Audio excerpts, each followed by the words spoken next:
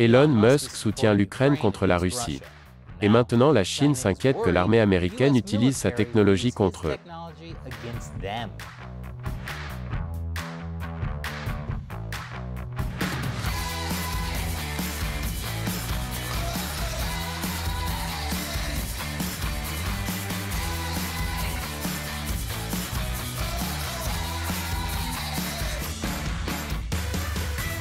Bienvenue à l'émission Amérique dévoilée, je suis Chris Chappell.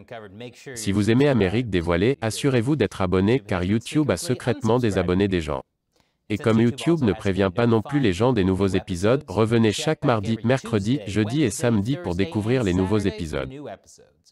Le milliardaire Elon Musk développe de nouvelles technologies, celles qui peuvent être utilisées dans une guerre. Et l'Ukraine est le terrain d'essai idéal. Si les technologies de Musk peuvent fonctionner dans une zone de guerre, imaginez ce qu'elles peuvent faire de plus dans les pays développés en temps de paix. De l'argent liquide, bébé.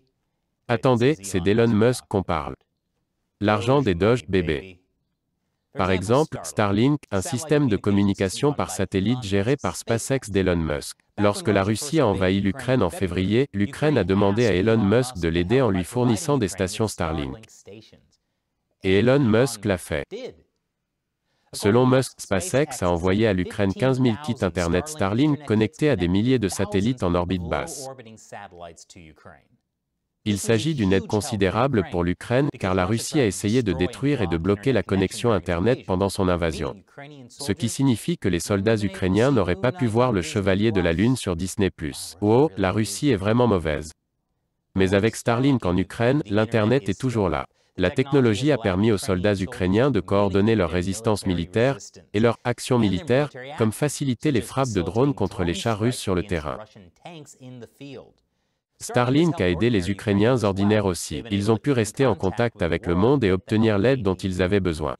Le président ukrainien Volodymyr Zelensky a fait l'éloge du Starlink d'Elon Musk pour avoir sauvé l'Ukraine de la propagande russe. Bien que cela n'ait pas empêché les Ukrainiens d'être confus et déçus par le Chevalier de la Lune. Mais avec la technologie de Musk dans les mains de l'outsider, les autoritaires commencent à s'inquiéter. Surtout la Chine. Les scientifiques chinois demandent que l'armée chinoise soit capable de détruire les satellites Starlink d'Elon Musk.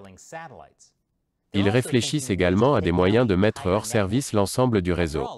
Après tout, la perte de quelques douzaines de satellites ne fait qu'effleurer le réseau Starlink qui compte des milliers de satellites. Eh bien, si Starlink ressemble à mon fournisseur d'accès à Internet, tout ce qu'il faudrait faire pour qu'il cesse de fonctionner est de ne rien faire. Car Comcast est une vraie ordure.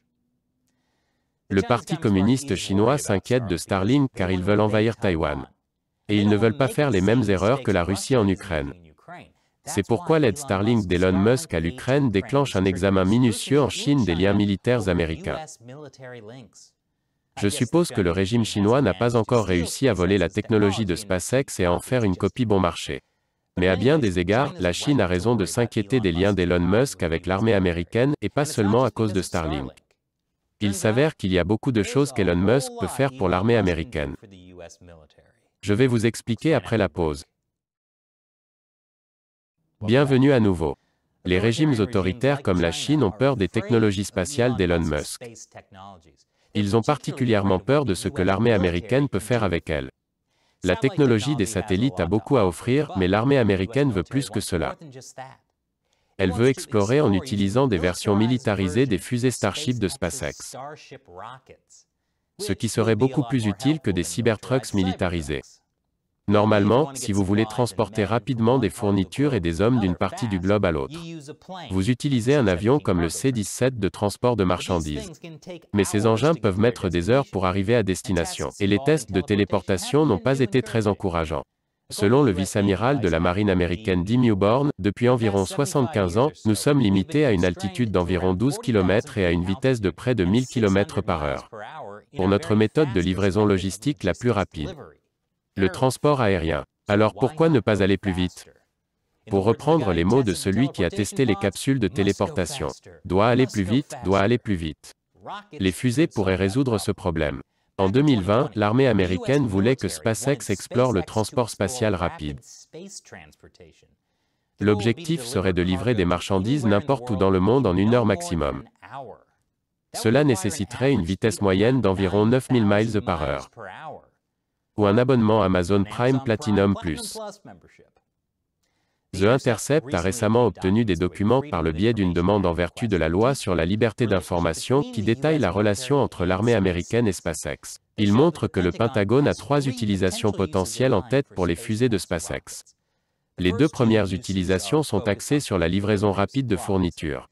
C'est logique, si une guerre devait éclater avec la Chine, nous aurions besoin d'un approvisionnement rapide avec le moins d'efforts logistiques possible, en particulier dans les îles reculées du Pacifique. Et nous ne pouvons pas compter sur Amazon pour cela, puisqu'ils sont définitivement l'équipe de la Chine. La 3e utilisation concerne un autre type de livraison. Le rapport l'a décrit comme une capacité de livraison directe rapide sur le théâtre depuis les États-Unis vers une base nue africaine, qui s'avérerait extrêmement importante pour soutenir la mission du département d'État en Afrique.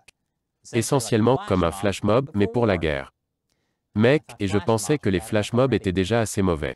Cela pourrait inclure l'utilisation d'une force de réaction rapide déployée par roquette. En d'autres termes, une unité armée déployée rapidement et larguée par des fusées. Pensez aux patrouilleurs de l'espace ou aux marines de l'espace largués depuis l'espace. L'idée est d'éviter un autre Benghazi, cette fois où des militants ont attaqué l'ambassade américaine en Libye et une base de la CIA à proximité en 2012.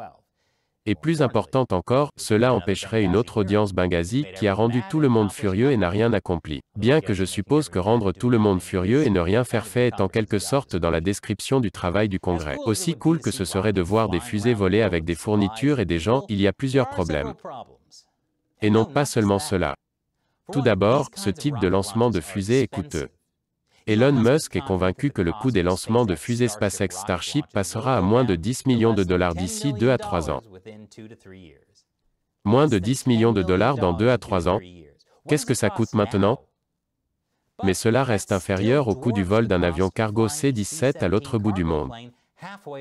Il faudra probablement des décennies avant que les fusées ne deviennent rentables. Même pour l'armée américaine. Une autre question importante est de savoir comment le lancement de ces fusées nous affecterait diplomatiquement. Les pays seraient-ils vraiment d'accord pour que les fusées militaires de SpaceX tombent de l'espace sur leur territoire? Comment nous sentirions-nous si d'autres pays faisaient de même? Je sais que je ne voudrais pas voir des fusées canadiennes survoler l'Amérique. Je n'aime même pas les oies canadiennes. Et elles sont tout aussi dangereuses pour les avions. Cela touche également à la question de la légalité. Les choses deviennent obscures avec les règlements qui s'appliquent à SpaceX. Même le rapport militaire américain l'admet. Il n'y a toujours pas de distinction juridique claire entre l'air et l'espace. Et cela affecte des éléments importants comme les règles de sécurité et la responsabilité. Nous ne savons même pas comment l'appeler. Les pays ont leur propre espace aérien, mais ont-ils leur propre espace spatial? Si c'était le cas, la Chine s'approprierait la Voie lactée comme si elle voulait s'asseoir sur le siège avant. Techniquement, SpaceX pourrait travailler avec l'armée américaine en vertu du droit international tant qu'elle n'utilise pas d'armes de destruction massive. Mais comment les autres États réagiraient-ils s'ils voyaient des fusées arriver à grande vitesse vers eux? Ce n'est pas une question rhétorique. La réponse est mauvaise, très très mauvaise, comme nous allons devoir mettre à jour les mauvais livres d'histoire. Cela pourrait augmenter le risque de conflits accidentels. Nous entrons dans des territoires inexplorés avec ça. Comme, littéralement, l'espace non répertorié. Qui sait ce que l'armée américaine fera finalement de SpaceX d'Elon Musk? Espérons juste que les fusées qu'ils finiront par lancer ne causeront pas de désastre. Et que leurs fenêtres sont plus solides que celles du Cybertruck. Alors qu'en pensez-vous? Pensez-vous que l'armée américaine devrait lancer du matériel ou des troupes avec des fusées? Faites-le nous savoir dans les commentaires ci-dessous. Et nous ne pourrions pas réaliser cette émission sans le soutien de téléspectateurs comme vous. Vous pouvez nous aider pour seulement $1 par épisode sur patreon.com/americauncovered ou sur notre plateforme exclusive de médias sociaux sans censure americauncovered.locals.com. Les liens vers les deux sont dans la description ci-dessous. Encore une fois, je suis Chris Chappell, merci de regarder Amérique dévoilée.